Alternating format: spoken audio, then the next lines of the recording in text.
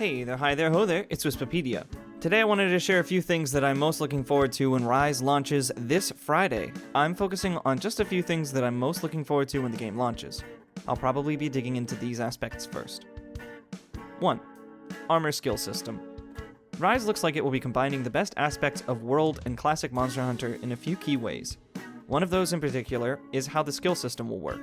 I've been playing a lot of Generations Ultimate the past couple of weeks, and the old skill system is almost like a Rubik's Cube. Many of the decorations that you forge will provide points for one skill while taking points away in another skill, so your attack gems also give you -1 to defense. This was an integral factor to building sets in classic Monster Hunter games. I'm excited that forging decorations will be back for Rise. We will be able to make gems with monster parts and other materials, which is a great improvement over RNG decos from World.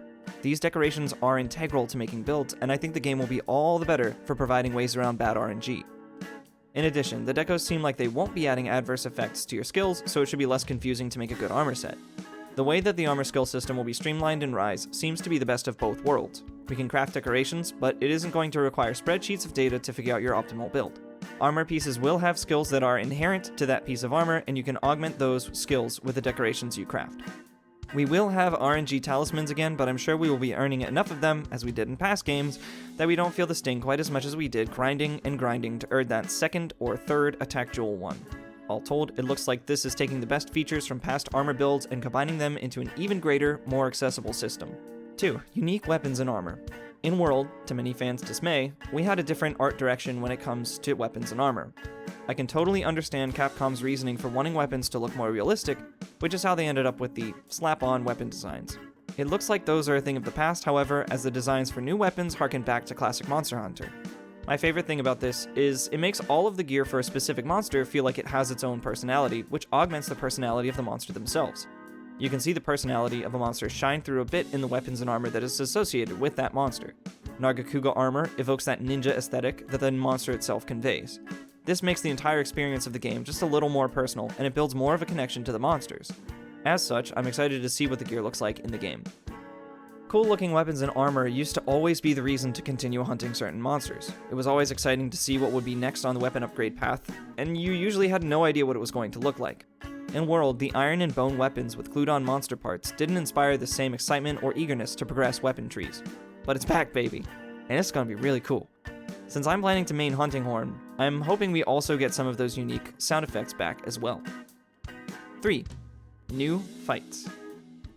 One of the strengths of the new monsters is just how creative they are. Capcom is always creating unique monsters and fights, but it seems like the Rise lineup is even more inspired than usual. Obviously, with the Japanese theme of this game, they were looking to create more yokai-inspired monsters. This, by itself, is naturally going to provide unique monsters. I'm really looking forward to learning the new monsters' movesets and the new fights. While I haven't been able to best Magnamalo and am waiting until there's a more equal playing field, it has been really great to get into the demo part 2 and learn its attack patterns.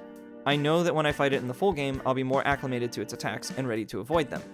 Learning that fight has just gotten me more amped to learn the fights for the other new monsters and figure out strategies for how to fight them. For example, Almadron looks insane. The constantly changing battlefield is going to create an interesting dynamic fight. I'm looking forward to finding out how to fight Almadron, and I'm really looking forward to seeing what the other new monsters have in store. This also includes monsters that haven't even been announced yet.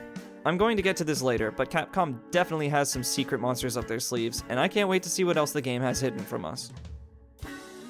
4. Multiplayer systems. World's multiplayer systems had some hiccups. If you were disconnected, it was nearly impossible to rejoin the quest. Not only that, but you also left a spot that could not be taken by any other substitute players. This was a problem for the hunters who were still in the fight. Difficulty scales to the number of hunters in a quest, and the game still thought a hunter was in that spot, as far as I know. So you were left with a spot that couldn't be taken and was still being factored in for difficulty. Capcom is fixing this for Rise. Not only will we be on more secure servers, but they will reserve a spot for a hunter to reconnect in the event of a disconnection, and also will allow the spots to be filled. Another issue with World's multiplayer was the decision that players could not join each other until a cutscene was viewed.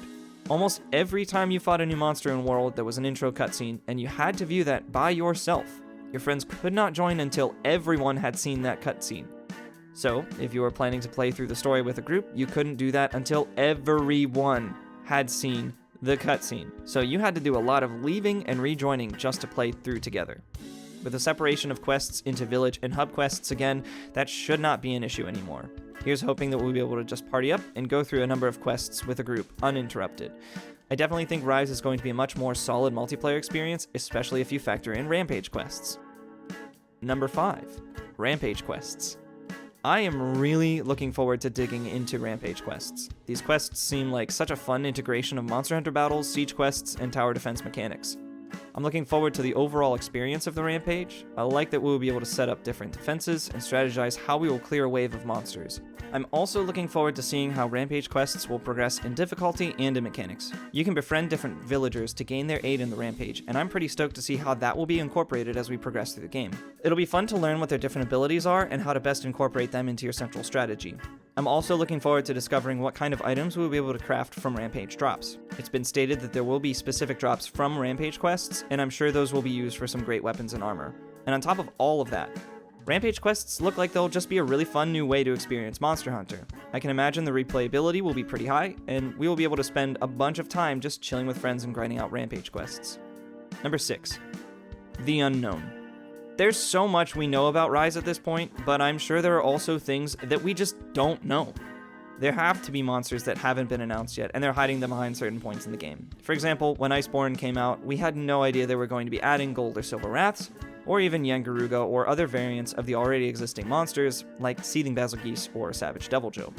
We know that they are going to be adding more monsters in free title updates, and we don't know for sure when those will be or how much they will add, but I'm sure they will be substantial.